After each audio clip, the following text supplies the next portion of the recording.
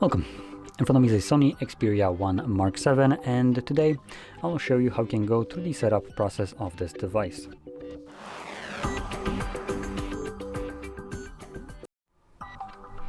So, to get started, when you boot it up the first time, you'll be presented with a welcoming screen where you get to select your desired language from this drop-down menu, and then click on Get Started.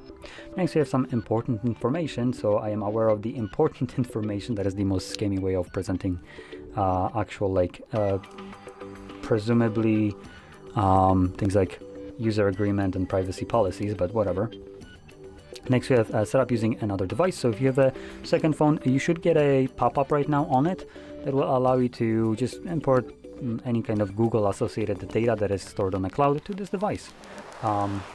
But I'm setting it up as new, so I'm going to skip it.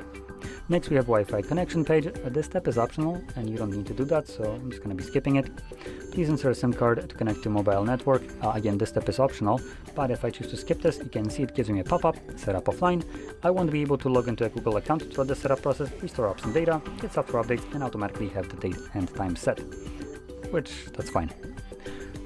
Check the following. So we have some optional and necessary. I agree to the end user license agreement, so we just need to select the first box right there. You can also tap on the blue text that is highlighted. This is the end user license agreement that you're agreeing to, so you can read it if you want to, or if you're like all of us, you're just gonna check it and go to the next page. Now, if you connect it to any kind of network, either through SIM card or Wi-Fi, you won't see this page. It's just a Wi-Fi page, or sorry, not Wi-Fi, the date and time page, which is because I don't have any kind of network connection, so the phone doesn't know if the time is correct. Next, we have Google services like location scanning and sending user and diagnostic data. You can turn them off if you want to, but at the end of the day, it doesn't really matter. Next, we can select a PIN for our device. Now, under screen-like options, we also have a pattern and password as other alternatives, or we can just skip this.